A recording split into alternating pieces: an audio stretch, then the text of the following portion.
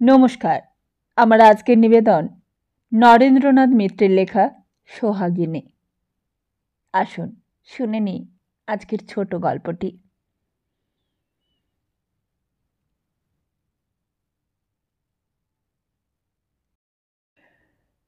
চণ্ডীপুরের মাঠে রায়দের জমির ধান কাটতে নেমেছিল মতি মিয়া, মবদুল শেখ আর বিহারী মণ্ডল। মাঠ তো নয়, সমুদ্র। এইবার কার্তিকের শুরুতে লক্ষ্মী দীঘা ধান পেকেছে, কিন্তু মাঠে জল এখনো তেমনই ঠাই দাঁড়িয়ে। কোমর জলে নেমে তিনজনে ধান কাটছিল। বিঘা তিনেকের ছোট জমি, কতই বা ধান হবে, তাই বেশি কিষাণ ওরা নেয়নি।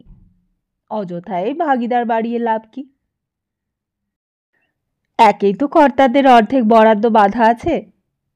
সামনেই লম্বাটে ডিঙি নৌকো, ধান কেটে কেটে তাতেই রাখছিল তিনজনে। আশেপাশে এমন ডিঙি নৌকো অনেক আছে, আরও কয়েকখানা জমির ধানও পেকেছে। কাজী আর শিকদারদের জমিতেও ধান কাটা শুরু হয়ে গেছে। কাজ করতে করতে নিজেদের মধ্যে গল্পগুজব করছিল চাষিরা। বেলা দুপুর গড়িয়ে গেছে, মাথার উপর সূর্য জ্বলছে, পেটে খিদের আগুন। তবু কারোর হাত কামাই নেই, মুখ কামাই নেই। 2 বছর বাদে এইবারে ধানের খন্দ ভালো হয়েছে। কেটে ঝেড়ে তুলতে না পারলে বউ ছেলে খাবে কি? খাওয়া পড়ায় বড় কষ্ট। তিনজনের মধ্যে মতি মিয়ার হাতই বেশি বড় ছিল। গোছে গোছে ধান কেটে রাখছিল নৌকোয়। ধান তো নয়, সোনা। কোথায় লাগে এর কাছে বাবু ভূঁইয়াদের পরিবারের গলার সোনা, কানের সোনা? মতি মিয়ার বয়স 50 ছাড়িয়েছে। মুখের কালো চাপদাড়ির রং এখন কটা, কিছু কিছু পেকে সাদাও হয়েছে। মাথার কোকড়ানো বাপড়ি চুলও অর্ধেকের বেশি পেকেছে। বেশ লম্বা চওড়া চেহারা মতি মিয়ার। ছড়ানো পিঠ, চ্যাপটা বুক। পিঠও খালি নয়, বুকও খালি নয়। পিঠ ভরা দাঁত আর বুক ভরা লোম। মতি মিয়া বলে, মেয়ারা দাও দে, আমার কোনো ঘেন্না পেত্তি নাই, অস্বস্তিও নাই। আমি মলম ফলম কিছুই লাগাই না। দাউদ আমি পুষি, আমার বিবির জন্য পুষি। ঘরে যদি পছন্দসই মনির মতন বিবি থাকে, দাউদে ভয় কি তোমার? কিন্তু একটা কথা, তার পরনে শাড়ি আর পেটে দানা পানি পরন চাই, নইলে সে তোমারে আস্ত রাখবে না। তোমার মুখের দাড়ি আর বুকের লোম সবটাই ছিঁড়বে। ভারী রসিক মতি মিয়া। বয়স যতই বাড়ছে ততই যেন রসের ফোয়ারা ছুটছে। তবু যদি চালের টিন আর গোলায় ধান থাকতো মতি মিয়ার, তাহলে ফোয়ারা আর ফোয়ারা থাকতো না, সমুদ্র হতো। আর তাতে গা শুদ্ধ লোক সাঁতার কাটত। কিন্তু ছেলে পুলে নিয়ে বড় কষ্টে আছে মতি মিয়া। গোড়ার দিকে কতগুলি মেয়ে হয়েছে, শেষের দিকে ছেলে। সব মিলিয়ে গুটি 10। বাপকে সাহায্য করবার বয়স তাদের হয়নি, তাই তাকে একাই খেটে খেতে হয়। কিন্তু মাঠে তো ঘরের বিবি নেই। নিজের হাতেই এইখানে দাঁত চুলকিয়ে নিতে হচ্ছিল মতি মিয়াকে। মাঝে মাঝে পায়ের থোড়া থেকে যৌকো ছাড়াতে হচ্ছিল। তবুও তার কাঁচি যত জোরে চলছিল তেমন আর কারণ নয়। মবদুল এদের মধ্যে বয়সে ছোট, 23-24 বছরের বেশি হবে না তার বয়স। লম্বা ফর্সাপানা চেহারা, থুতনির ডগায় কালো নাড়ি, জোয়ান বয়সের ছেলে। কিন্তু আজ যেন তার হাত নড়ছিল না, বড় আনমনা দেখাচ্ছিল তাকে। মতি মিয়া তা লক্ষ্য করে বললে, কি রে মবদুল, তোর হয়েছে কি আইত? কাজে বুঝি মন লাগছে না, নাকি খিদা লাগছে? তামুক খা, তামুক খা। তামাকে আগুন হুঁকো কলকের ব্যবস্থা নৌকোতেই আছে। বিহারী মণ্ডল নৌকোর কাছে গিয়ে তামাক সাজতে শুরু করল। তার চেহারা পেটে খাটো, বয়স 40-এর কাছে। কলকেই আগুন তুলতে তুলতে সে হেসে বললে, মিয়া ভাই, তামাক খাওয়াইয়া আজই ওরে চাঙ্গা করতে পারবা না। আইজ উয়ার বিবির ব্যথা উঠছে, ঘরের খুঁটি ধইরা কাতরাইতেছে। আইজ কি আর ধান কাটাই উয়ার মন লাগে? মতি মিয়া উৎসুক চোখে মবদুলের দিকে তাকিয়ে বললে, সাচাই নাকি? মবদুল লজ্জিত হয়ে বললে, হ। এই পেরের থাম পোয়াতি? হ। মতি মিয়া এইবার একটু উদ্বেগের স্বরে জিজ্ঞাসা করল, দায় টায়ের ব্যবস্থা কইরা আসছিস তো? মবদুল বলল, তা করছি। মা আছে, আমার বড় বুনিও আছে, তবু। বিহারী হুকায় টান দিয়ে হেসে বললে, তবু আমাগো মবদুলের ভাবনা যায় না। ও নিজেই যেন পোয়াতি হইয়া রয়েছে, ব্যথাটা যেন উয়ারি। মতি মিয়া সহানুভূতির সঙ্গে বললে, হায় সোনা মণ্ডল, হায় সোনা, প্রথম প্রথম ওই রকমই হয়। যে পোয়াতি সে নিজের ব্যথা ছাড়া আর কিছু টের পায় না। যে স্বামী, তার দুজনেরই ব্যথা সইতে হয়। বিহারী হেসে উঠল, ও ভাই মতি মিয়া, তা তোমারও কি সেই দশাই হয় নাকি? মতি মিয়া স্বীকার করে বলল, হয় হয়, কিন্তু এখন আর ততটা না। এ ব্যাপারে চূড়ান্ত কষ্ট আমি পাইছিলাম ওই মবদুলের বয়সে। নিজের পরিবারের জন্য না, পরের পরিবারের জন্য। বিহারী মণ্ডল বলল, তাই নাকি? বড় মজার কথা তো। রসের কথায় খিদে তেষ্টা দূর হয়। তা কত শুনি। মতি মিয়া সঙ্গে সঙ্গেই আরম্ভ করল না, নীরবে নিজের মনে ধান কাটতে লাগলো। খানিকটা সময় নিল কালের সাগর পাড়ি দিয়ে বহু দূরে ফেলে আসা তার সেই প্রথম যৌবনের উপকূলে পৌঁছতে। বিহারী তাড়া দিয়ে বললে, আরে কও কও, আরম্ভ করো। মতি মিয়া বুঝতে পারল তার দুজন সঙ্গী ধানে কাস্তে চালাতে চালাতে কান আর মন তাকে সমর্পণ করে রেখেছে। কিষানরা গল্প বড় ভালোবাসে। মতি মিয়া আরও এক গোছা ধান নৌকোয় তুলে রেখে আস্তে আস্তে আরম্ভ করল। সে বড় শরমের কথা মণ্ডল ভাই, কইলাম তো, তখন ওই মবদুলের মতোই বয়স আমার। মবদুলের চাইতেও ছোট। গায়ে গতরে রক্ত তখন টক বক করে। সেই বয়সে আমি একজনকে ভালোবেসেছিলাম।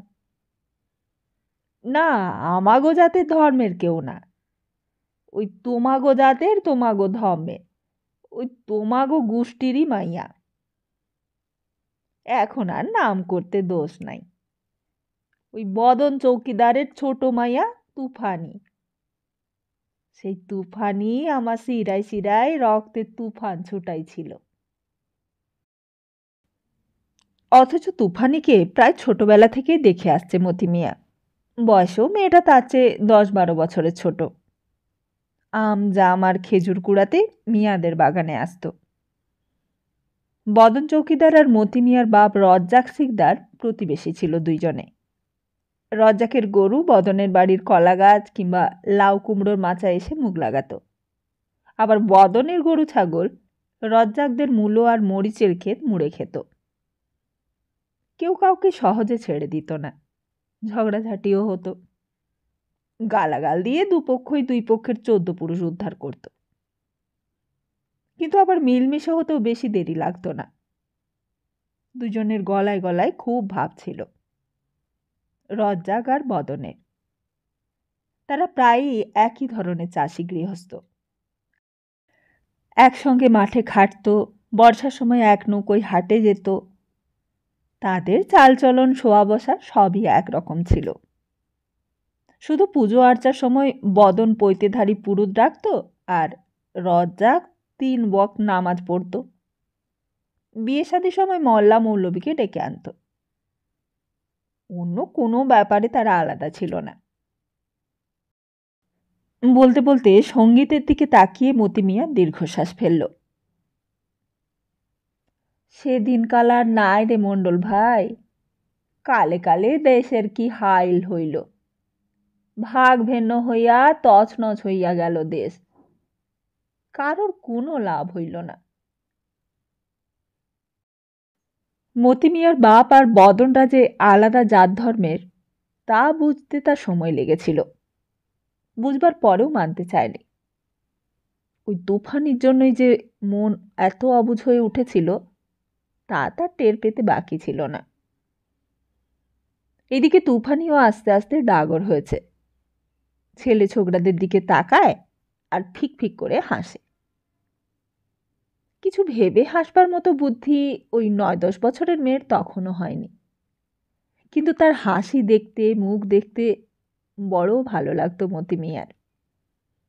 যেমন টুকটুকে রং তেমনই গড়ন, আর তেমনই মুখের শ্রীছাদ। টানা টানা নাক, চোখ, পাতলা ঠোঁট, সাদা ফুলের মতো দাঁতের শাড়ি। মতি মিয়া সেই মুখের দিকে তাকিয়ে থাকত। দুজনের বাড়ির মাঝখানে যে বড় বাগানটা ছিল, সেই বাগান এখন রায়েরা কিনে নিয়েছে। সেই বাগানেই আমজাম কুড়োতো তুফানি। আগের মতো মতি মিয়া আর তাড়া করত না, বরং হাতের ইশারায় কাছে ডাকত।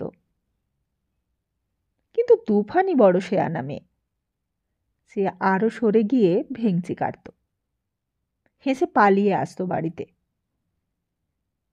ঘরে তার মা ছিল না, ছিল দূর সম্পর্কের এক বিধবা পিসি। লোকে বলা বলি করত রাত্রে সেই মা সাজে তুফানির।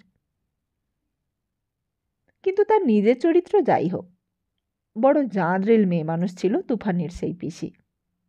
যেমন কাঠখোট্টা চেহারা তেমনই তার স্বভাব। সে বড় একখানা দা আর মুড়ো ঝাঁটা উঁচিয়েই রাখত। তার ভয়ে ওই বাড়ির ত্রিসীমানায় কেউ ঘেঁষতে পারত না। কিন্তু মতি মিয়াদের সঙ্গে ছিল আলাদা সম্পর্ক। তারা বদনের দরকারের সময়ও সাহায্য করত। ধান ধার দিত, শস্য বোনা কিংবা কাটার সময় বেগার দিত, ধান মলনের সময় জোড়া বলদ দিয়ে সাহায্য করত। চৌকিদারের বাড়িতে মতি আর তার বাবার আলাদাই খাতির ছিল। তা দেখে মতির সজাতের পড়শিরা ঠাট্টা করত। চৌকিদার তোরে জামাই করবে মতি। মতি চটে উঠে বলতো, করবেই তো, তোরা সালারা জইলা পুইড়া মর।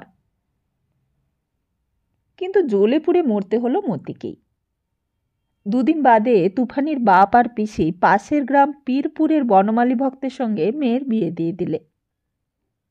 ভক্তদের অবস্থা বেশ ভালো। চাষের জমি ছাড়াও মিস্ত্রির কাজকর্ম করে। ঘর তোলায় ওদের বেশ নাম ডাক। এইসব দেখে শুনেই বদন মেয়েকে ওই ঘরে দিল। টাকা পেল 5 কড়ি। কিন্তু নাম যেমন আছে, বদনের জামাইয়ের দুর্নামও তেমন আছে। বয়স বেশি, নেশা ভাঙ করে, গোপনে কোথাও রাঁড়ও রেখেছে। এসব কথা শুনে মতি মিয়া মনে মনে বড় খুশি হলো। বেশ হয়েছে, আচ্ছা জব্দ হয়েছে ওরা। শুধু দুঃখ হতো তুফানির মুখের দিকে চেয়ে। সে মুখ যেন ভার ভার। সেই মুখে সেই আগেকার মতো ফিকফিকে হাসি আর নেই। বিয়ের পর তুফানির পিসি তাকে নিজের কাছে নিয়ে এলো।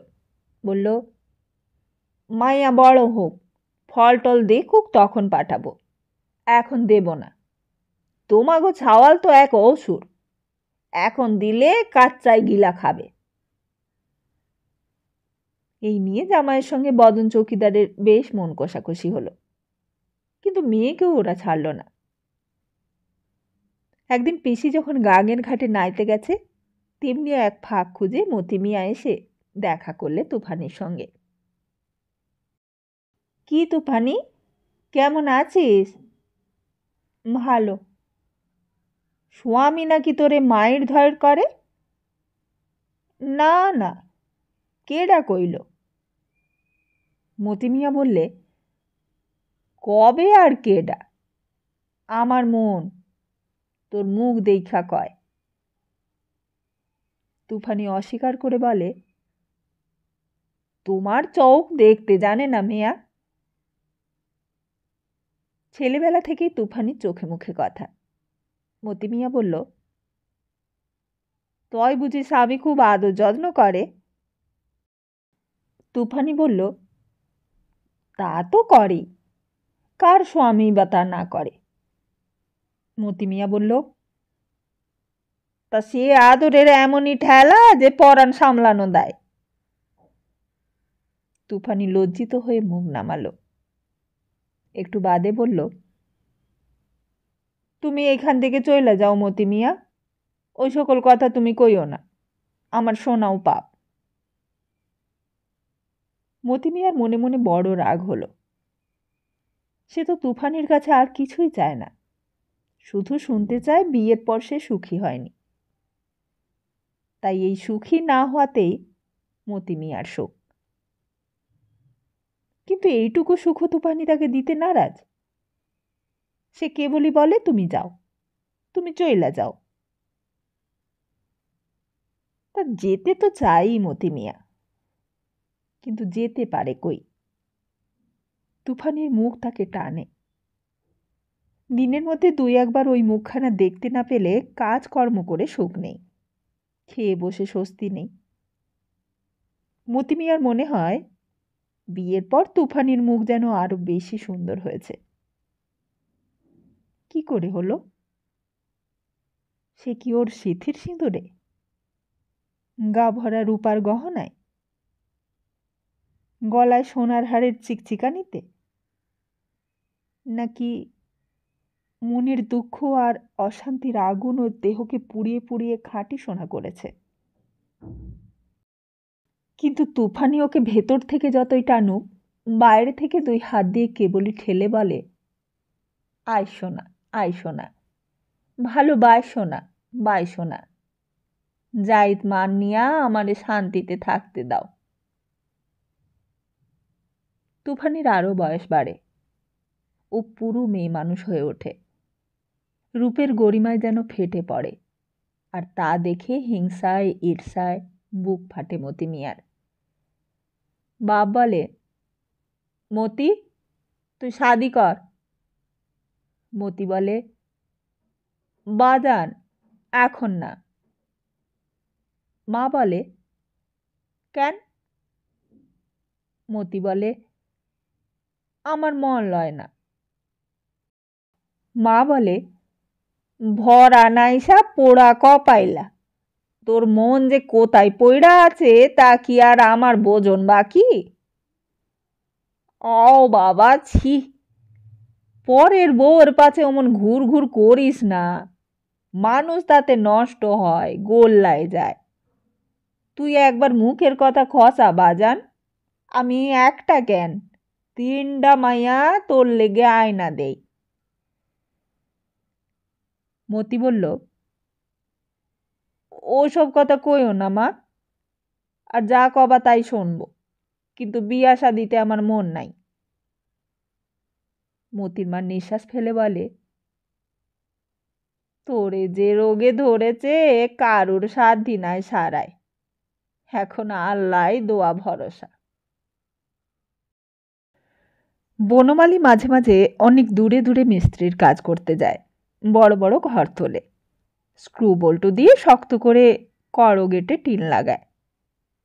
ঢালা পেটে দুই তিনজন মিস্ত্রি তার হুকুমে কাজ করে। ফিরে যখন আসে বউয়ের জন্য তেল, সিঁদুর, আলতা আর লাল নীল হলদে রঙের বাহারে শাড়ি আনে। কিন্তু এত করেও বউর মন পায় না। বনমালী গাঁজা খায়, নেশায় তার চোখ দুটো জবা ফুলের মতো লাল হয়ে থাকে, গলার স্বর খসখস করে। তুফানির এসব পছন্দ হয় না। সে বলে, তুমি ওই নেশা ভাঙ ছায়ড়া দাও। বনমালী মুখ ভেঙচে ধমক দেয়। দূর শালি, গ্রামগঞ্জে কোন ছাড়া গাঁজা না খায় শুনি? নেশা না করলে এত খাটা যায়, এত পয়সা কামান যায়? আসলে মন রয়েছে তোর সেই মোচলার কাছে। আমারই তোরে পছন্দ হবে কেন? আমি যা করি তাই খারাপ।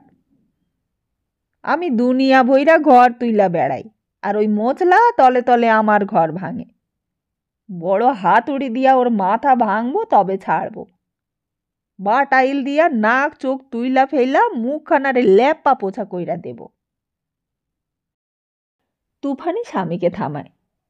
চুপ করো, চুপ করো, তুমি কি পাগল হইলা? তা স্বামী স্ত্রীর এই ঝগড়া অবশ্য মতি মিয়া কোনোদিন আড়ে পেতে শোনেনি। কিন্তু পীরপুরের বনমালীদের বাড়ির ধার দিয়ে তো আরও 5 ঘর পড়াপড়শি আছে, তারাই এই গাঁয়ে এসে গল্প করে। আর সেই গল্প 7খানা হয়ে মতি মিয়ার কানে যায়। নিজের নিন্দামন্দ শুনে রাগে অবশ্য টকবক করে মতি, কিন্তু যে বনিবনাও হচ্ছে না, এই গোপন খবরটা ওই সব গোল গল্পের ভেতর দিয়ে বেরিয়ে আসে। আর মতি তা শুনে খুব খুশি হয়, আর ভবিষ্যতের ভরসায় থাকে। স্বামীর অত্যাচারে অতিষ্ঠ হয়ে তুফানি একদিন তার কাছেই ধরা দেবে, তার ঘরে এসেই উঠবে, তার বিবি হয়ে থাকবে। ভবিষ্যতের সেই সুখ স্বপ্ন দেখে মতি মিয়া, রাত্রেও দেখে, দিনেও দেখে। ঘুম আর জাগরণ তার ওই এক স্বপ্নে একাকার হয়ে যায়। তাই বলি যে মতি মিয়ার নিজাম পাগলা হয়ে বাউল বাউন্ডুলের মতো ঘুরে বেড়ায় তা নয়। গেরস্ত ঘরের ছেলে সে, সব কাজই তাকে করতে হয়। মাঠের কাজে খাটে, লাঙল চালায়, ধান পাট বোনে, কাটে, ধয়, শস্য ঘরে তোলে। যখন ক্ষেতের কাজ থাকে না, বাপ বেটায় দুজনে মিলে ঘরামের কাজ করে, মাটি কাটে, কাঠ চেলা করে, বড় বড় গাব গাছ ধারালো কুড়োলের ঘায়ে চিলচিল করে দেয়। বাপে চেয়ে অনেক বেশি জোয়ান হয়েছে মতি মিয়া, গায়ে গতরে অনেক ছাড়িয়ে গেছে। ছেলের দিকে তাকিয়ে মতির বাজান সুখের হাসি হাসে, গামছা দিয়ে কপালের ঘাম মুছতে মুছতে বলে, হারামজাদা, তুই তোর বাবার বাবা হইছিস। এইবার আমার মারে আয়না দে, আমি নাতিপুতির মুখ দেখি। মতি বলে, সবুর বাজান, সবুর, আর 2টা দিন সবুর করো, আর 2টা পয়সার মুখ দেখা লও আগে। এই বলে মনে মনে আরেকখানা মুখের ধ্যান করে। কবে সেই চাঁদের মতো মুখ নিজের বুকের মধ্যে গুঁজে ধরতে পারবে, বেহেস্তের সুখ পাবে ছেঁড়া কাঁথার তলায়। তাকে ছাড়া চৈত মাসের মাঠের মতো মতির এত বড় লম্বা চওড়া বুকখানা খাঁ খাঁ করে ওঠে যে। মাঠ ফেটে চৌচির হয় তা সবাই দেখে, কিন্তু বুক ফেটে যে চৌচির হয় তা চোখে পড়ে কজনের। 2-1জন দোস্তি শুধু মনের ব্যথা বোঝে মিয়ার, শেখেদের রহিমউদ্দিন, খাঁদের কাজল সর্দার। তাকে প্রায়ই বলে, মতি ভাই, তুমি একবার হুকুম দাও, ওই গাইজাল মাইজ মরা মিস্ত্রির পরিবারকে আওড়া কোলে কইরা নিয়ে আইসি, আয়না তোয়ার কোলে ফেইলা দি। লোভে মতির চোখ দুটো জল জল করে, কিন্তু পরক্ষণেই মরা মাছের চোখের মতো তা ফ্যাকাশে হয়ে যায়। তুফানি যে সত্যিই তা চায় এ কথা তো সে কোনো দিন বলেনি, বরং মতি এইসব ইঙ্গিত দেওয়ায় সে উল্টো কথাই বলেছে। খবরদার মেয়া, ওদের কথা কইও না, ও কথা শোনাও পাপ। কিন্তু মতিকে দেখলে তুফানি যে জোয়ারের গাঙের মতো আহ্লাদে উছলে ওঠে, তুফানি যে তার সঙ্গে কথা বলতে ভালোবাসে, সেজেগুজে তার সামনে দাঁড়াতে ভালোবাসে, নানা ছলে মাথার আঁচল ফেলে দিয়ে সজারুর কাঁটা দিয়ে বাঁধা খোপাটি তাকে দেখাতে ভালোবাসে, স্বামীর বাড়িতে যাবার সময় কাঁচ পোকার টিপ যেই দিন পড়ে সেই দিন লক্ষ্মীর আসনের জন্য দুর্বাতলা ছল করে পথের ধারটিতে এসে দাঁড়ায়, এইসব কি কোনো পুরুষের চোখে না পড়ে পারে? মতি মিয়ার দোসরা বলে, মিয়া ভাই, মায়া মানুষ নিজের মনের কথা নিজেই টের পায় না, তারা কেবলই ঢাকে। ঘোমটা দিয়া মুখ ঢাকে, ধরম সরম দিয়া মন ঢাকে।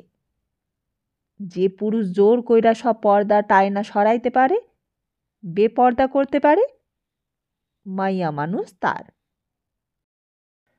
ওরা চায় জুয়ান মরদ রে, ওরা ডাইকাতের দিকে কাত হইয়া সয় মিয়া ভাই। পায়ের তলার মেনি বেড়ালে রে বাঁ পাও দিয়া লাথি মারে। তুমি তোমার পদ বাইছা লও, হয় ডাকাইত হও, না হয় পোষা কুকুর বিড়াল হইয়া আইটা কাইটা খাইয়া থাকো। তাই এ তো কেবল দোস্তের কথা নয়, মতি মিয়ারই একটা মন দুই ভাগ হয়ে ঠোকাঠুকি করে। মন স্থির করতে পারে না মতি মিয়া। মাঝে মাঝে বনমালী শ্বশুর বাড়িতে বেড়াতে আসে। তুফানি যখন থাকে তখনই আসে।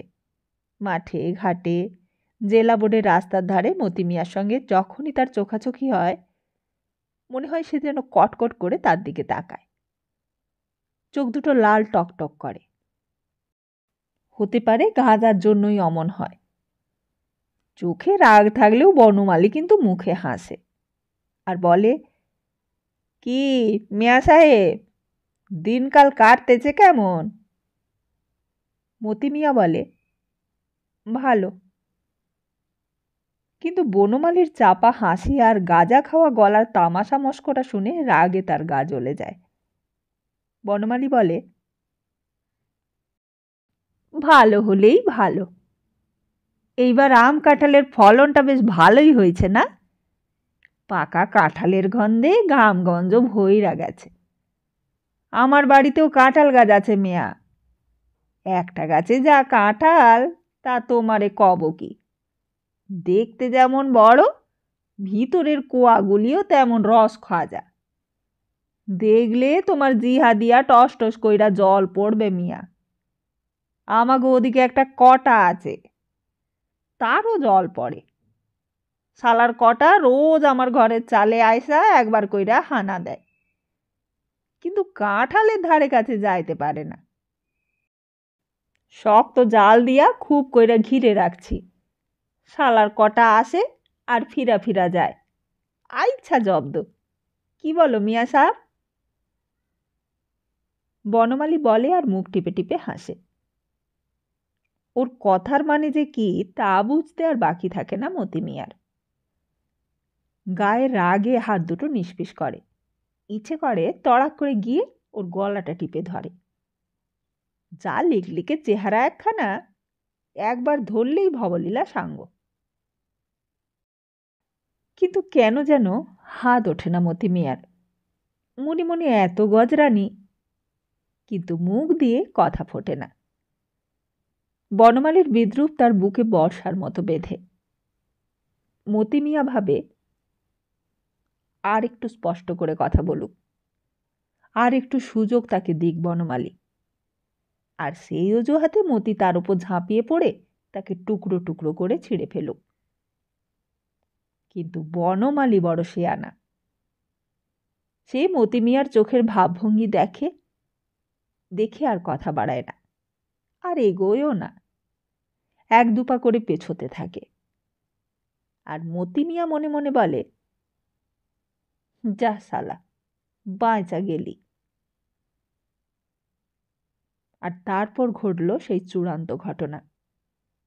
সেই ঘটনা নিয়ে অনেক দিন পর্যন্ত মতি মিয়াদের পাড়ায় ঘাটে মাঠে লোক গাল গল্প করেছে, জটলা করেছে, গুজব ছড়িয়েছে। পরাণছিল ছড়া পর্যন্ত মেধেছিল। সেই ঘটনার দিন এলো। ভাদ্র মাসের সংক্রান্তির দিন বিশ্বকর্মা পূজা। সেই পূজা হিন্দিদের ছুতার কামাররাই বেশি করে, কিন্তু সেই উপলক্ষে নদীতে যে নৌকো বাইচ হতো তাতে মুসলমানেরাও যোগ দিত। তাদের নৌকাই বরং বেশি থাকে। যাদের অবস্থা বড়, শখও বড়, তারা নিজেরাই নৌকা কেনে। আর যাদের শখ আছে কিন্তু টাকার জোর নেই, তারা পরের নৌকায় বৈঠা বায়। গুনতিতে তারাই বেশি, দলে তারাই ভারী। তা মতি মিয়াও সেই দলে। নৌকো না থাকলে কি হবে, বইটাখানা তার নিজের। তার গায়ে যেমন জোর ছিল, মনে তেমনই কলা কৌশল। বাইচা হিসেবে সবাই তার নাম করে। ভিনগা থেকে লোকে তাকে বায়না করতে আসে। তারা বলে, মিয়া তুমি আমাগোনায় আইসো, মান নাই মার কাছে, মান নাই গাঁর কাছে। তোমারে আমরা টাকা দেব, কাপড় দেব, উড়নি দেব। কিন্তু প্রতিবেশী মেহের মুন্সির ছেলে সোনা মুন্সির সঙ্গে তার ল্যাংটা বয়স থেকে দোস্তি। তাদের নৌকো আছে। সোনা মুন্সি মতি মিয়াকে অত সব দেয় না, কিন্তু জিতলে পরে ভাই বলে দোস্ত বলে বুকে জড়িয়ে ধরে। তাকে কি ছেড়ে যাওয়া যায়? মতি মিয়া মুন্সিদের নৌকোতেই বেশিরভাগ ওঠে। কোনো কোনোবার বন্ধুকে বলে কয়ে বাইরে যায়, নাম যশ একটু বাড়িয়ে নেবার জন্য। মনে মনে ভাবে, তার যশ তুফানি শ্বশুর বাড়িতে তার কানে গিয়ে পৌঁছুক, তার কানের সোনা হোক, গলার হার হয়ে থাকুক। যশ চাই মতি মিয়া। কিন্তু সোনা মুন্সি সেইবার তাকে ছাড়ল না, হাত ধরে তাকে নৌকোয় নিয়ে গিয়ে তুলল। সেইবার নদীতে খুব নৌকো হয়েছিল, 50-60 খানা তো হবেই। আর সেই বাইচ দেখবার জন্য 20-25 খানা গায়ের লোক জড়ো হয়েছিল কুমার নদীর তীরে। তীরে মানে নৌকোয়। বর্ষার সময় ডাঙা বলে কোনো পদার্থ নেই, সব জল আর জল। মাঠ, পথঘাট, হাট, বাজার সব জলের নিচে। কিন্তু মানুষ তো আর মাছ নয় যে জলের নিচে থাকতে পারবে। ডাঙা তা চাই চাই। ডিঙি নৌকা, পানসি নৌকা, দাঁড়ের নৌকা, এক নৌকোই কত রকমের। আবার ছোটোর দিকে যাও, কলার ভেলা, তালের ভেলা এসবও আছে। কোনো রকমে একটা কিছুকে ধরে একটুখানি জলের ওপর ভেসে থাকতে পারলেই হলো, তাহলেই সে রাজা, ডাঙার রাজা মানুষ। কোনো রকমের মাথাটা জাগিয়ে শ্বাস প্রশ্বাস নিতে পারলেই তাকে আর কে পায়। তুফানের কথা ভুলে গিয়ে মতি মিয়া সঙ্গীদের কাছে সেই দিন নৌকো বাইচের বর্ণনা আরম্ভ করল। চেয়ে দেখল সঙ্গীতের হাতের কাজতে সমানে চলছে। তাদের ডিঙি নৌকোখানা সোনার বরণ পাকা ধানে বোঝাই হয়ে এলো বলে। মতি মিয়া হেসে বলল, আরেক ছিলুম তামা খাও মণ্ডল ভাই, তেমন বাইচ আজকাল আর হয় না, আর হবেই বা কেমনে। মানুষের মনে সে ফুর্তি নষ্ট হইয়া গেছে, আর তত মানুষই বা আর কই। হিন্দুরা চইলা গেল, কতজনে না বুঝাই গেল, বিনা ভয়ে ডরাইল। কানা হইয়া গেল দেশটা। কানা ছাড়া কি, হিন্দু আর মুসলমান একই সুন্দরী মাইয়া মাইন্সের সুরমা পড়া দুই চোখ। এক চোখ কানা হইয়া গেলে কি আর এক চোখের শোভা থাকে? সেই কালে খুব নৌকো বাইচ হইত। মানুষের মনের আনন্দ আহ্লাদ যেন গাঙের জলে গইলা গইলা পড়ত। সেবারও খুব ফুর্তি হয়েছিল। সকাল থেকেই মুন্সিগো নাও ধোয়া পাকলা শুরু করলাম। সে কি নাও একখানা, 60 হাত লম্বা, আর তার কি বাহারের গুলুই। দুই পাশে বড় বড় 20-25টা কইরা পিতলের চোখ। মানুষের সোনার চোখে সেই দিকে চাইয়া থাকত, দেখতো সোনা। খাজুরের সলতা দিয়া আমরা বাইছারে সেই নাওয়েরে ঘইসা ঘইসা চকচকে কইরা ফেললাম। তেল পরাইলাম, সিঁদুর পরাইলাম। নাও তো না যেন মাইয়া, পরি তো না যেন পরি। আর সে কি রাঙা গুলুই মিয়া ভাই। জলে নামাইয়া 2-4খানা বৈঠা ছোয়ালেই সেই নৌকার লম্বা লম্বা সরু গুলুই থর থর কইরা কাঁপে, যেন 16 বছরের মাইয়া পোলার উথলা বুগের ডগা। বাইসারা মেলা নাও নিয়া চললাম ঘাটে। আসল বাইচ ভাঙার বন্দরে। গাঙে জল বইলা কিছুই নাই, সব নৌকা। বন্দরে বাড়ি ঘর দোকানপাট বইলা কিছুই নাই, সব কালা কালা মাথা। 50 হাটের মানুষ আইসা এক ঘাটে জোটেছে, ভিড় হবে না? পুলিশের বোট ঘুরতে লাগলো, বিবাদ বিসংবাদ লাগলে তারা থামাবে। মুন্সে বাবু বড় বড় উকিল বাবুদের মাইয়া পোলারা পানসিতে উঠল বাইচ দেখবার জন্যে। অন্যদিন তাদের দেখলে মানুষ ভুলুক টুলুক দেয়, কিন্তু আইজ নৌকার দিকেই মানুষের চোখ। আইজ আর নাওয়ের চাইয়া সেরা মাইয়া কেউ নাই। খুব জোরে বাইচ হয়েছিল সেইবার মণ্ডল ভাই। মবদুলের মনে না থাকলেও তোমার একটু একটু মনে থাকবার কথা। 60-65 খানা বাছারি নৌকো নামলো। ছোটখাটো নৌকো আর সেই দিন গনে কেডা। খোদার দোয়ায় আমরাই জেতলাম। 5 খানা সেরা বাইছের নৌকার ভিতর থিগা মুন্সিগোনাও তরতর কইরা বাইর হইয়া আসল।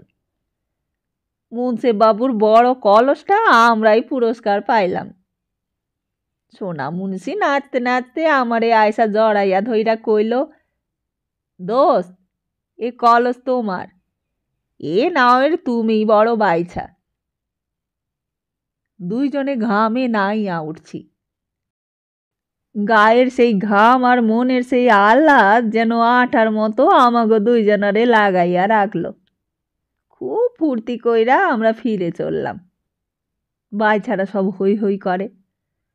10 টাকার মিঠাই কিনা দিচ্ছে সোনা মুন্সি, তাতে তো আর পেট ভরে না। চিড়াগুঁড়ো খাইতে খাইতে গান গাইতে গাইতে চলছি।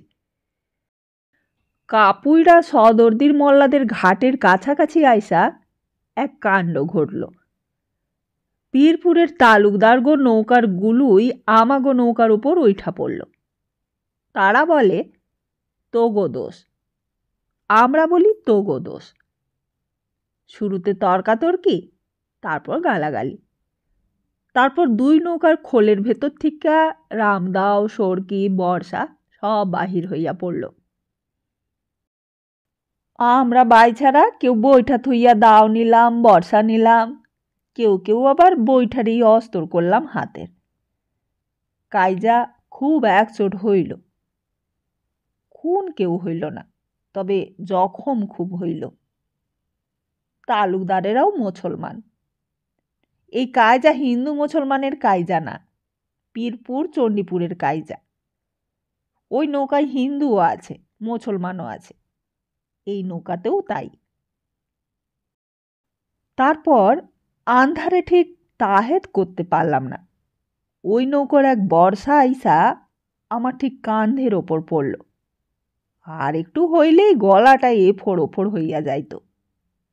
খুব জোর লাগছিল ভাই। সেই পেরথম কায়জা, সেই পেরথম জখম। পানিতে পইড়া যাইতেছিলাম। সোনা মুন্সি আইসা জড়াইয়া ধরল। এইবার আর নাচতে নাচতে না, এইবার আর ঘাম না, রক্ত। আমাদের নৌকোয় আরো জন 10 জখম হইল। বাইচে আমরা জিতলাম, কিন্তু কায়জায় আমরা হায়রা গেলাম। সোনা মুন্সি আমারে ধইরাই না আমার মায়ের কাছে দিয়া গেল। দশা দেইখা মারছে কি কান্দন। আমার সেই কান্ধের ঘাও শুকাইতে 3 মাস লাগছিল। দাগ, দাগ এখনো আছে। পরে শুনলাম পীরপুরের সেই নৌকায় বনমালীও ছিল। তার উস্কানিতেই নাকি, সাচা মিছা জানি না, লোকে তাই কোয়াকুই করতে লাগলো। তা সেই কাজিয়ার পর কাঁধের ঘায়ের জন্য মতি মিয়া সারা বর্ষাকালটা ভুগেছিল। গোড়ার দিকে খুব জ্বর হতো, যন্ত্রণা হতো, প্রায় সারা রাতে চিৎকার করতো কষ্টে। তারপর আস্তে আস্তে সব কমে আসতে লাগলো।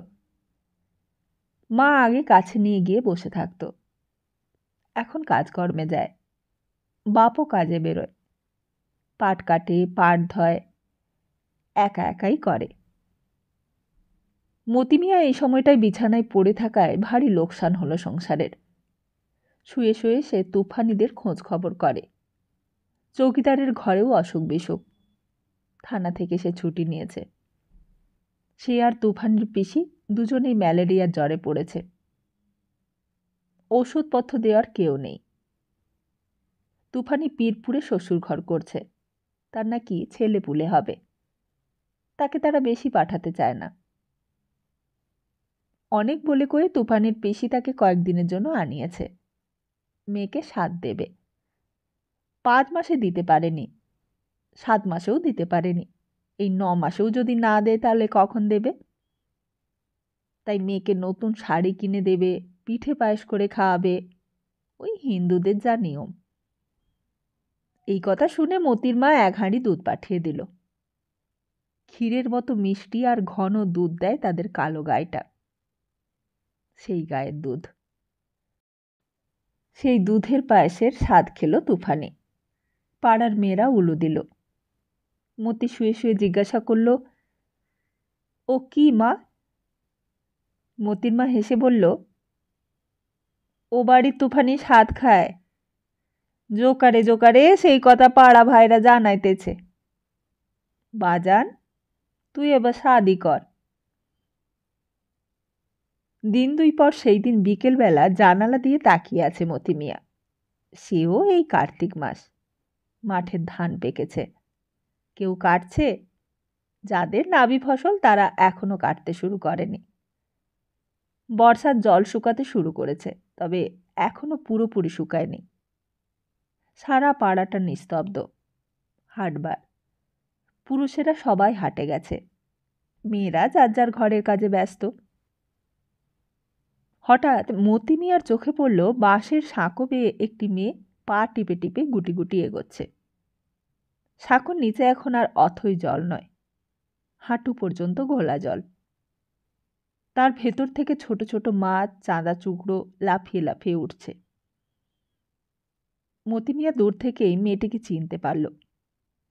যাকে সে এতকাল ধরে দেখে আসছে, শুধু রক্ত মাংসের নয়, রাত্রের খোয়াবেও যাকে দেখেছে, তাকে সে চিনতে পারবে না। সাঁকো পার হয়ে তুফানি মতি মিয়াদের পাড়ে চলে এলো। বাড়িতে ঢুকবার পথে এক ঝাড় মোরগ বলি গাছ। লাল ফুলে গাছ ভরে গেছে।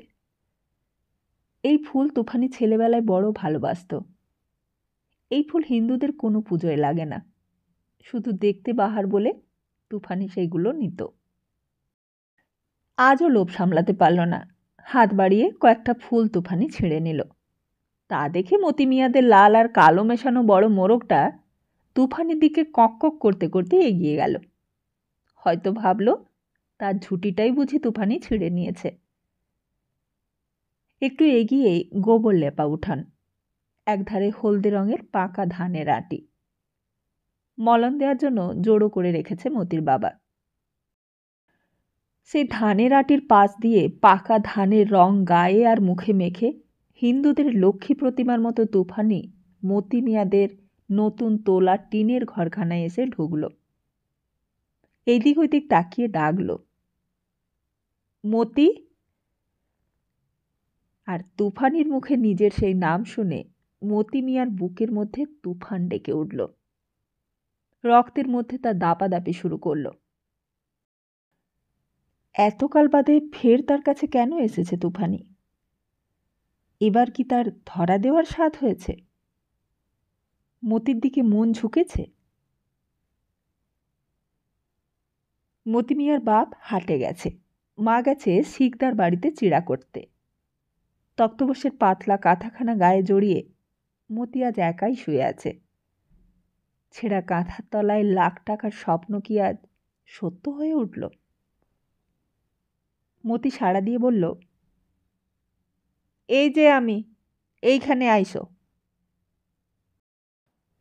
তুফানি হেসে বলল, বাবা, দিনের বেলাও তোমার ঘরের মধ্যে অন্ধকার? মতি বলল, হ্যাঁ তুফানি, দিনেও আমি রাইতের আন্ধার নিয়ে বাস করি। তারপর এতকাল পরে কি মনে কইরা? বইসো। নিজে উঠে বসে মতি হাত দিয়ে তক্তপোষের ধারটা তুফানিকে দেখিয়ে দিল। রোগীর বিছানাটা বেশ একটু ময়লা হয়েছে। বিড়ির আগুনে চাদরের খানিকটা জায়গা পুড়ে গেছে। ঘরদোরের হাল দেখে মতির নিজেরই শরম হলো। ও তো জানে না তুফানি আজ আসবে, তাহলে ওর জন্য ফুলের শয্যা বিছিয়ে রাখত। অনুরোধ সত্ত্বেও তুফানি বসল না, একটু দূরে তেমনি দাঁড়িয়ে রইল। তারপর আস্তে আস্তে বলল, তোমারে দেখতে আইলাম। মতি মিয়া বলল, কি দেখতে আইলা? বর্ষার কোপে মইরা গেছি না আছি তাই? তুফানি বলল, কি যে কও, মহিষের মতো মানুষটা দুই এক কোপে খাইলেই যদি মরে তাই হইলে যায় থাকে নাকি? সাইরা ওঠো, আরও কত কাইজা করবা, কোপ খাবা, কোপ দেবা। মতি মিয়া দেখতে লাগলো তুফানিকে। ওর মুখে পাকা ধানের রং, শাড়িতে কাঁচা ধানের বরণ। তুফানি একটু হেসে বলল, শিগগির আর আমার আশা হবে না, আটকা পইড়া যাব। ওরা আমারে আটকাইয়া রাখবে, তাই দেখতে আইলাম। শুনলাম অসুখ, শুনলাম জখমে খুব কাবু হইছ। শুই না এত ভাবনা হয়েছিল। এখন তো আর জড়াজড়ি নাই, কি কও? মতি মিয়া বলল, আছে কি না আছে দেখো না গায়ে হাত দিয়া, নাকি ছুঁইতেও দোষ? তুফানি গায়ে হাত দিয়ে দেখল না, শুধু হাতের সেই ফুলগুলি মতি মিয়ার বিছানার ওপর রেখে দিতে দিতে একটু হেসে বলল, তোমার ফুল তোমারই দিয়া গেলাম। মতি মিয়া লক্ষ্য করল সেই রাঙা রাঙা মোরগ বলি ফুলের রং তুফানের শীতে সিঁদুরে, তার কপালের সুগোল ফোঁটায়, তার পানের রসে আর রঙে রাঙানো তুলতুলে দুটো ঠোঁটে। তুফানি নিজেই যেন এক মোরগ বলি। ধান কাটা বন্ধ রেখে মতি মিয়া তার সঙ্গীতের দিকে তাকিয়ে বলল, আমি আর ঠিক থাকতে পারলাম না মণ্ডল ভাই। আমি তার হাতখানা সঙ্গে সঙ্গে চাইপা ধরলাম, কইলাম, আমার ফুল আমি নিলাম তুফানি, আমি তাইলে ছাড়ে দেব না। সে কইল, কি করো মেয়া, কি করো? তোমার কি আক্কেল বুদ্ধি সব গেছে?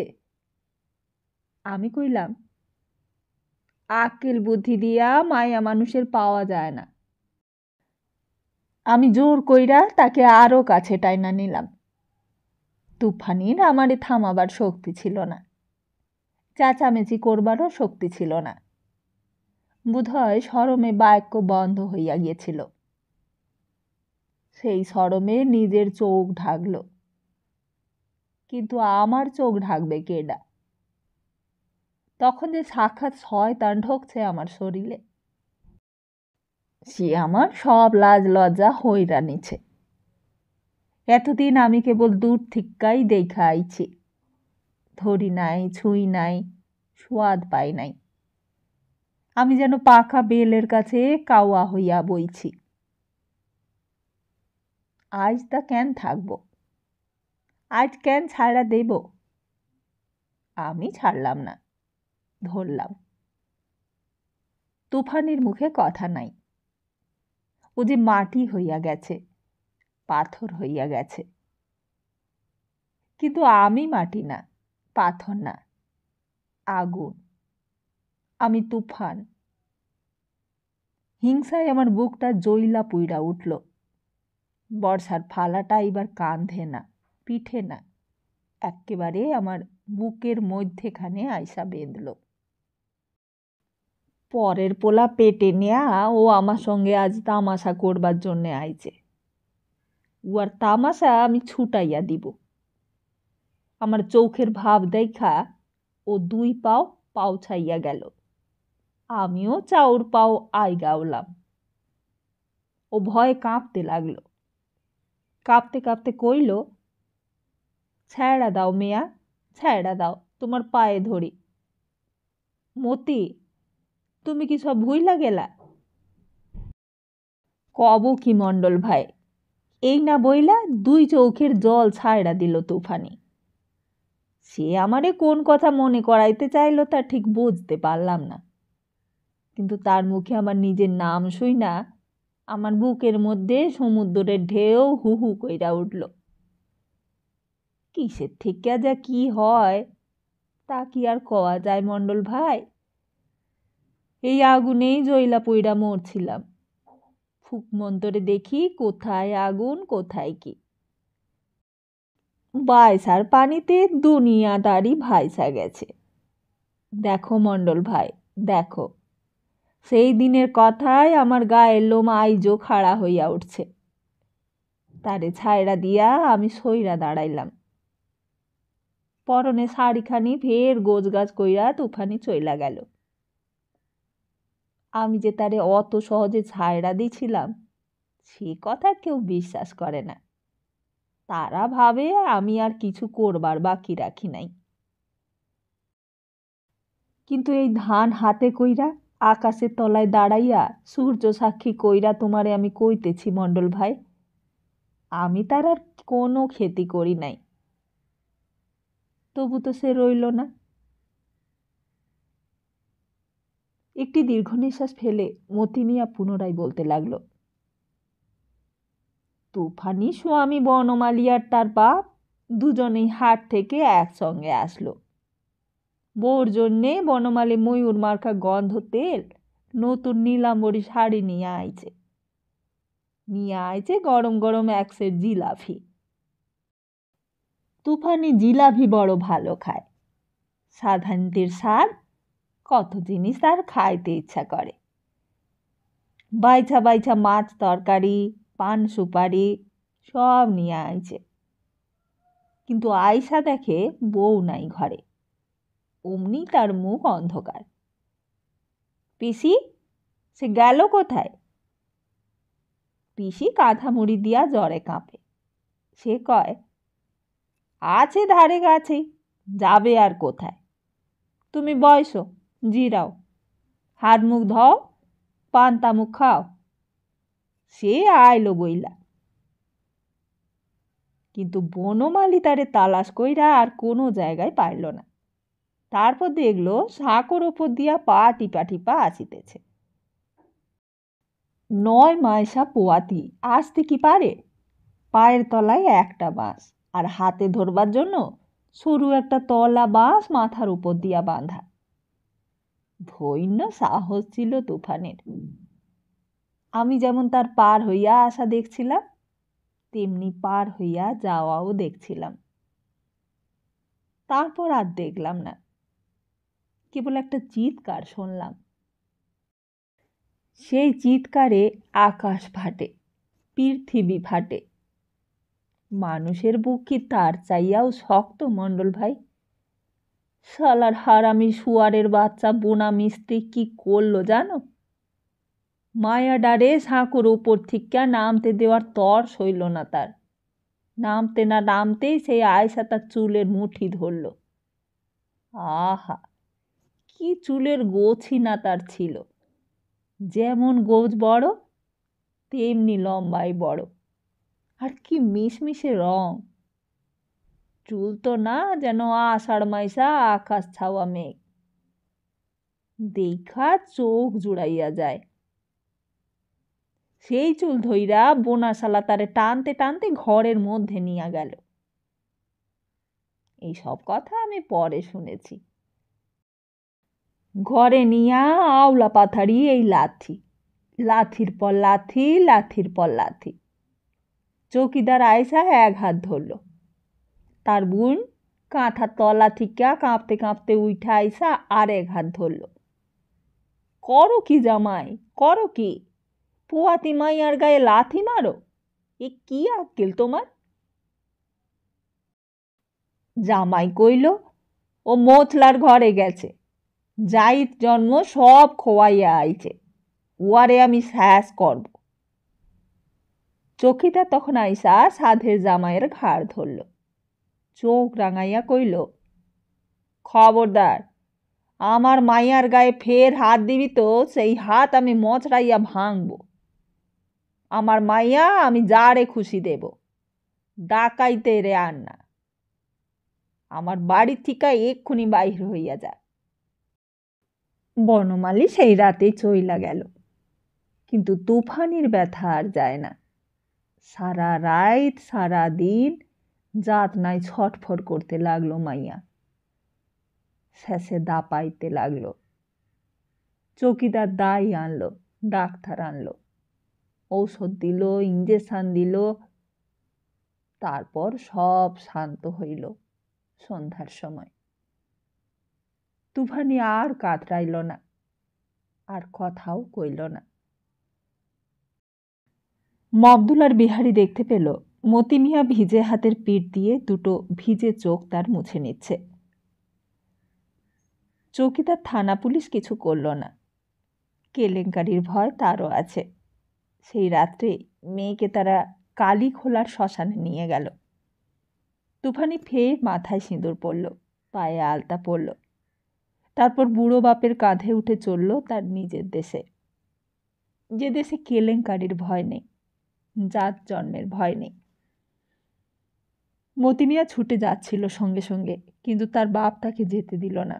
বলল, ওরা এখন খেপা কুত্তার মতন হইয়া রয়েছে, তোরে দেখলে আর থবে না।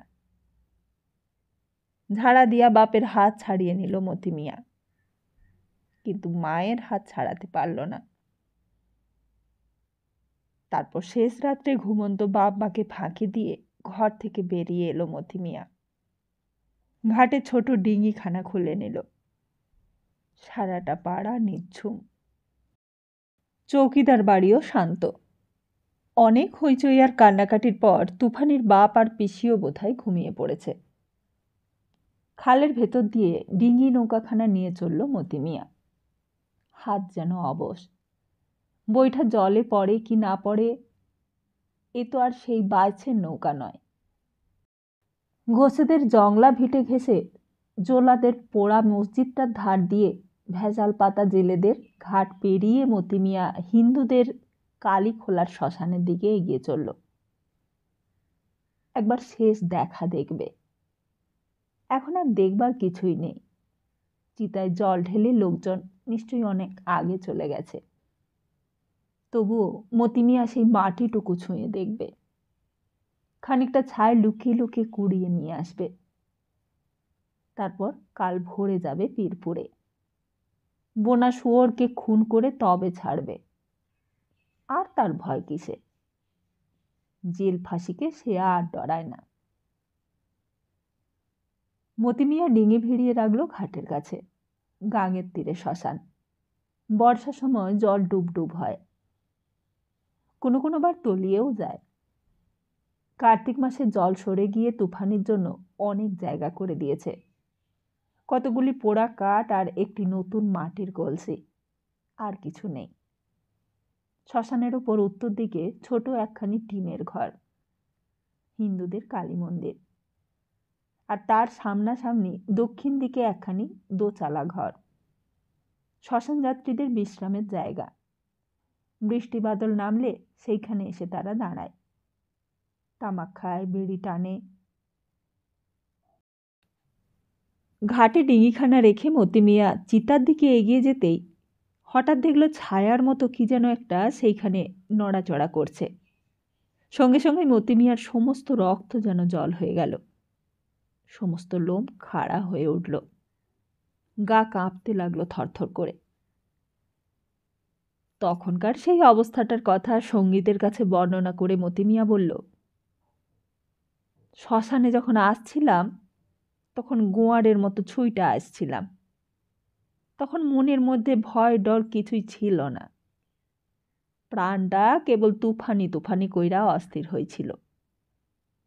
আমিও তুফানের মতোই ছুঁইটা আসছিলাম, কিন্তু আইসা এই চিতার উপর সেই কালো ছায়া দেখা আমার রক্ত একেবারে ঠান্ডা হিম হইয়া গেল। এ তো আর কিছুই না, শ্মশানের ভূত। হিন্দুগো দেবদেবতা মানা আমাদের নিষেধ ছিল, মানলে গোনা হয়। কিন্তু তাই বুইলা কি ভূত প্রেত আমাগো ছায়ড়া দেয়? না তাগো না মাইনা পারি? কোনো একখানা অস্তর আমার হাতে নাই, ফকিরের এক টুকরো গাছ গাজরা পর্যন্ত সাথে নাই। বোঝো মনের অবস্থাটা। তবু কোনো রকমের খোদার নাম নিয়া সাহসে ভর কইরা চৌকিদারের মতেই একটা হাঁক দিলাম। কেডা কেডা ওখানে? সেও কাঁপা কাঁপা গলায় চিঁচি কইরা উঠল, কেডা? তুমি কেডা? গলা শুই না তখন আমি ব্যাপারটা বুঝতে পারলাম। ভূত না প্রেত না, এ তো শালা সেই পীরপুরের বনমালী।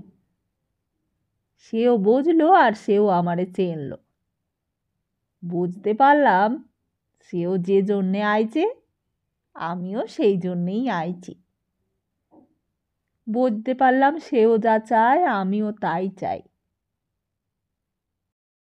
ডাক ছাইড়া কাঁদতে চাই মণ্ডল ভাই, লাজ লজ্জা ছাইড়া চিল্লাইতে চাই। তারপর সেই গাঙের ধারে শেষ রাইতের আন্ধারে সেই নতুন চিতার উপর আমরা দুইজনে দুইজনের দিকে ঠাও হইয়া চাইয়া রইলাম। আমাগো পায়ের নিচে তাপ, বুকের মধ্যে তাপ। তুফানির চেতা নেবল, কিন্তু আমরা দুইজন জ্বলতে লাগলাম। একজন হিন্দু, একজন মুসলমান, একজন স্বামী আর একজন জার, একজন খুনি আর একজন লুচ্চা বদমাইশ। কিন্তু দুইজনেই খাইড়া খাইড়া সামনে পড়তে লাগলাম। তারপর রাত ভোর হইলে গাঙে নাইমা একটা কইরা ডুব দিয়া যার যার গ্রামের ঘরে ফিরে আসলাম। এরপর অনেক দিন বিভাগী হইয়া এদেশে ওদেশে ঘুরলাম। উত্তর দক্ষিণ কোনো দিক বাদ রাখি নাই। 5 বছরের মধ্যে আর বিয়া শাদি কিছু করলাম না। তারপর মাথা কোটাকুটির চোটে সবই করতে হইল। ঘর সংসারে থাকতে গেলে সবই করতে হয় মণ্ডল ভাই। বনমালীও বিয়া করছে, তারও ছাওয়াল পোয়াল হইছে, তবে বেশি না, গন্ডাখানে। আমার বউটা ভাই বছর বিয়ানি, বিয়াইয়া বিয়াইয়া তার আর স্বাদ মেটে না, বিরক্ত কইরা মারল। কিন্তু যখন পোয়াতি হয় আমি তারে খুব আদর যত্ন করি, যা খাইতে চায় আয়না দিই। তারপর আতুর ঘরে যাইয়া যখন সে গোঙায়, খুঁটি ধয়রা কাতরাইতে থাকে, কোকাইতে থাকে, আমার সেই তুফানির কথা মনে পড়ে। পরানটা হু হু কইরা ওঠে। কি আর করব, উপায় তো কিছু নাই। ঘরের দুয়ারে খাড়াইয়া খাড়াইয়া আনমনা থাকবার জন্য তামুক টানি, মনে মনে আল্লাহর নাম করি। আর আমার বিবির কাতরানির মধ্যে আমার সেই পেরথম পীড়িতের গোঙানি শুনি। সেই গোঙানির শেষ নাই মণ্ডল ভাই, দুনিয়াদারিতে গোঙানির শেষ নাই। ধান কাটা শেষ হয়েছিল, সবাই ভরা নৌকায় উঠল। সূর্য হেলে পড়েছে। মবদুল লগি দিয়ে ঠেলতে ঠেলতে নৌকোখানা খালের ভেতর নিতে লাগল। কিসের একটা ভয় আর আশঙ্কায় তার মনটা যেন কুঁকড়ে রয়েছে। একটু পরে সে মনের কথাটা খুলেই বলল। একটু হেসে মতি মিয়ার দিকে তাকিয়ে সে বলে ফেলল, আপনার ওই কেচা আজ না কইলেই ভালো করতেন বড় মিয়া। মতি মিয়া চমকে উঠে মবদুলের দিকে তাকালো। কেন রে? মবদুল বলল, যত সব অপয়া অলক্ষই না। মতি মিয়া একটু হেসে তাকে আশ্বাস দিয়ে বলল, না রে না, তোর ভয় নাই রে মবদুল, আল্লাহর দোয়ায় কোনো ভয় নাই। তুই গিয়া ছাওয়ালের মুখ দেখবি। সে আমার অপয়া না রে, তার পয় আছে, সে ভারী পয়মন্তি। এরপর আর কেউই কোনো কথা বলল না। সরু খালের ভেতর দিয়ে হলুদ রঙের ধান বোঝাই নৌকো গাঁয়ের দিকে এগিয়ে চলল।